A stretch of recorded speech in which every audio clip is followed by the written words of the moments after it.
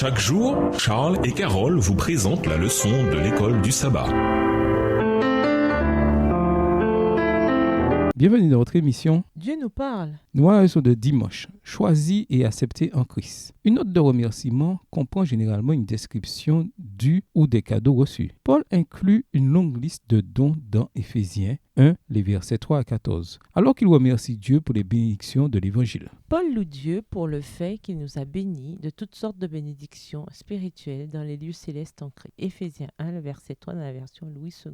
Le fait que les bénédictions soient spirituelles, en grec pneumatikos, suggère qu'elles viennent par l'esprit, pneuma. Ce que Paul indique à la clôture de la liste de bénédictions et célèbre l'œuvre du Saint-Esprit dans la vie des croyants. Éphésiens 1, les versets 13 et 14. Éphésiens 1, les versets 3 à 6 contient un langage inspirant sur la façon dont Dieu nous voit en Christ. Avant la création du monde, Dieu nous a choisis en Christ et a décidé que nous soyons saints et irrépréhensibles en sa présence. Éphésiens 1, le verset 4 dans la version Louis II, à comparer avec Éphésiens 5, le verset 27. Comme des fils et des filles précieux en vertu de la création et de la rédemption en Christ. Éphésiens 1, le verset 5. Avant que le soleil ne commence à briller, sa stratégie était que nous soyons acceptés en son bien-aimé. Éphésiens 1, le verset 6 de la version Louis II. En bref, l'intention de Dieu est que nous soyons sauvés. Nous ne perdons le salut que par nos propres choix pécheurs. Que signifie l'expression « dans les lieux célestes » utilisée dans l'Épître aux Éphésiens, le seul endroit où elle est utilisée dans le Nouveau Testament? Étudions le contexte de cette expression.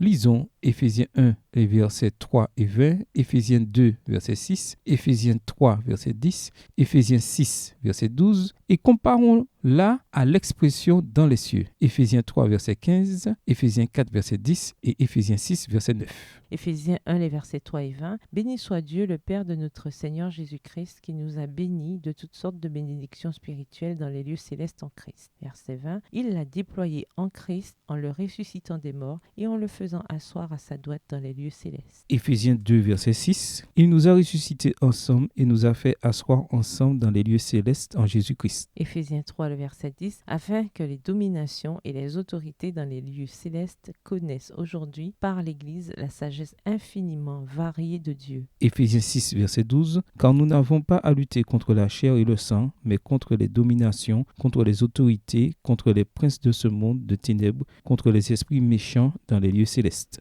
Éphésiens 3, le verset 15, duquel tire son nom toute famille dans les cieux et sur la terre. Éphésiens 4, verset 10, celui qui est descendu, c'est le même qui est monté au-dessus de tous les cieux, afin de remplir toutes choses. Éphésiens 6, verset 9, et vous, maîtres, agissez de même à leur égard, et abstenez-vous de menaces, sachant que leur maître et le vôtre est dans les cieux, et que devant lui, il n'y a point d'acception de personne.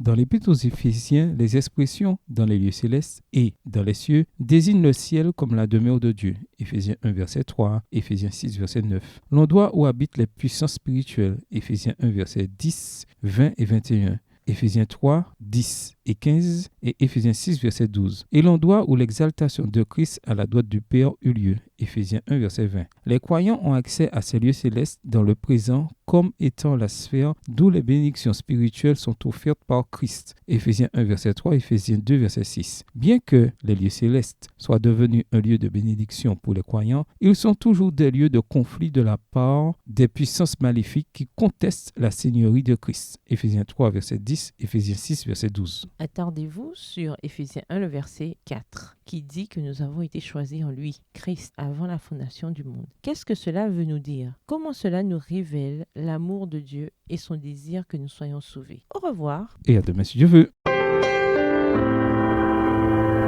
Dieu nous parle. Chaque jour, Charles et Carole vous présentent la leçon de l'école du sabbat.